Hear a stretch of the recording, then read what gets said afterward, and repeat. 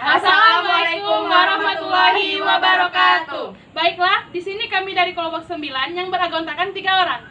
Perkenalkan, nama saya Angguni Tami. Nama saya Monika Wilhelmina. Saya Sarmila Saira.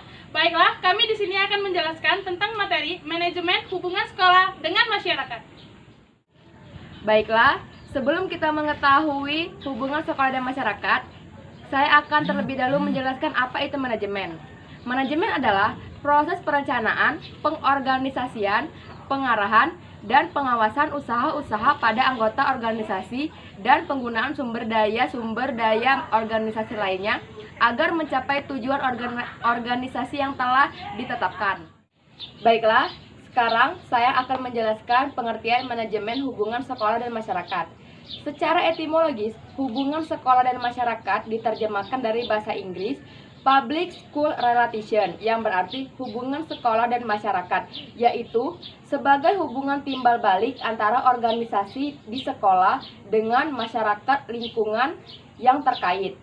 Hubungan sekolah dan masyarakat didefinisikan sebagai proses komunikasi antara sekolah masyarakat untuk berusaha menanamkan pengertian warga masyarakat tentang kebutuhan dan karya pendidikan serta pandangan, minat, dan tanggung jawab masyarakat dalam usaha memajukan sekolah. 1. Tujuan hubungan sekolah dengan masyarakat atau HUSEMAS.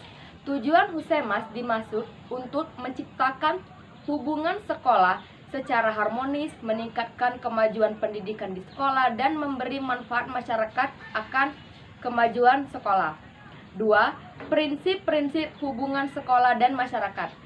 Ada sejumlah prinsip yang perlu diperhatikan dalam rangka mengembangkan program hubungan sekolah dan masyarakat, yaitu 1. Keterpaduan, 2. Berkesinambungan, 3. Menyeluruh, 4. Sederhana, 5. Konstruktif, 6. Luas. Mengingat humas dan manajemen LPI ini harus dilandasi dengan nilai-nilai keislaman, maka ada beberapa prinsip yang perlu diperhatikan di samping yang telah dijelaskan tadi, yaitu 1. Prinsip kemanfaatan, 2. Prinsip kejujuran, dan 3. Prinsip kehalalan. Yang ketiga adalah teknik hubungan sekolah dan masyarakat. Pak Rudi menjelaskan teknik hubungan sekolah dan masyarakat yaitu 1. Laporan kepada orang tua. Teknik ini maksudnya adalah pihak sekolah memberikan laporan kepada orang tua murid tentang kemajuan-kemajuan, prestasi dan kelemahan anak didik pada orang tuanya. Dengan teknik ini, orang tua akan memperoleh penilaian terhadap hasil pekerjaan anaknya, juga terhadap pekerjaan guru-guru di sekolah.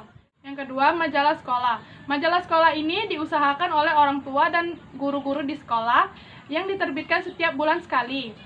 Majalah ini dipimpin oleh orang tua dan murid-murid, bahkan alumni termasuk pula dewan redaksi.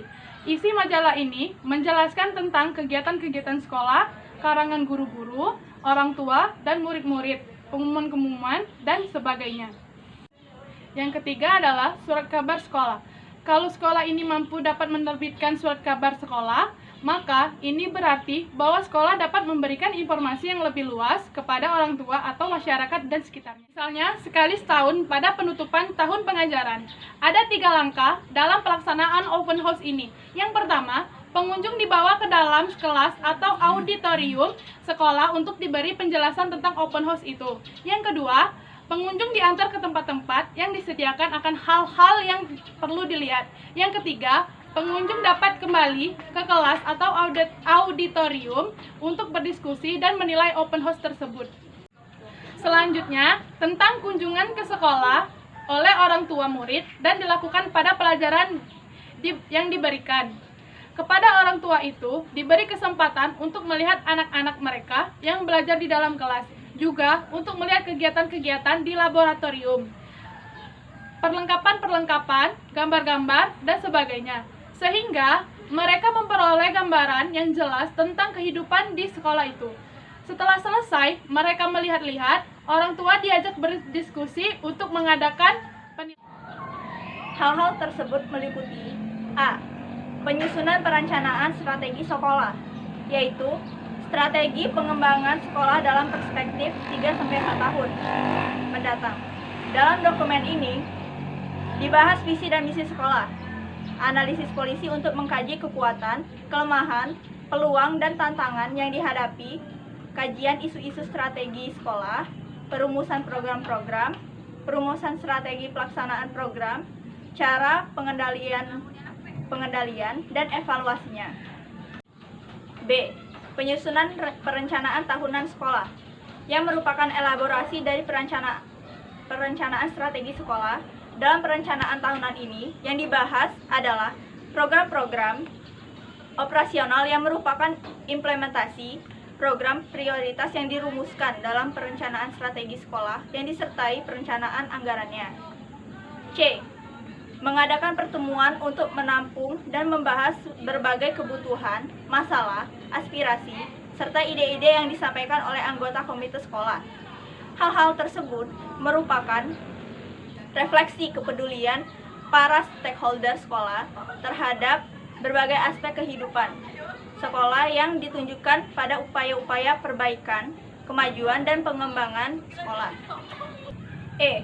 Mendorong sekolah untuk melakukan internal monitoring atau school self-assessment dan melaporkan hasilnya untuk dibahas dalam forum komite sekolah. F.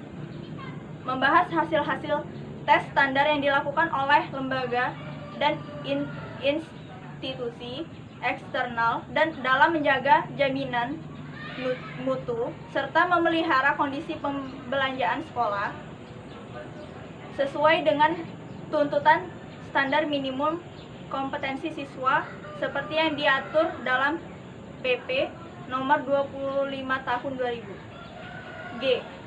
Membahas laporan tahunan sekolah sehingga memperoleh penerimaan komite sekolah. Laporan tahunan sekolah tersebut selanjutnya disampaikan kepada Kantor Dinas Pendidikan Nasional, kota atau kabupaten. Review sekolah merupakan kegiatan penting untuk mengetahui keunggulan suatu sekolah disertai analisis kondisi. Memantau kinerja sekolah yang meliputi manajemen sekolah, kepemimpinan kepala sekolah, mutu belajar, termasuk kinerja para guru, hasil belajar para siswa, disiplin dan tata tertib sekolah, baik dalam aspek intra maupun ekstrakurikuler. Baiklah, selanjutnya menurut Kemendikmas, keanggotaan komite sekolah terdiri dari 1. Unsur masyarakat yang bisa saja berasal dari orang tua atau wali peserta didik, tokoh masyarakat, tokoh pendidikan, tokoh dunia industri, tokoh organisasi profesi atau tenaga pendidikan dan wakil alumni, wakil peserta didik. 2. Unsur dewan guru, yayasan atau lembaga penyelenggaraan pendidikan, badan pertimbangan desa dapat pula dilibatkan sebagai anggota komite sekolah, minimal 2 orang. Anggota komite sekolah sekurang-kurangnya terdiri atas ketua, sekretaris, bendahara, pengurus dipilih dari anggota. Ketua bukan berasal dari kepala satuan pendidikan. Terima kasih. Baiklah, itulah materi dari kelompok kami. Apabila ada salah kata kami mohon maaf. Kepada Tuhan kami mohon ampun. Semoga materi ini bermanfaat untuk kedepannya. Kami akhiri. Wassalamualaikum warahmatullahi wabarakatuh.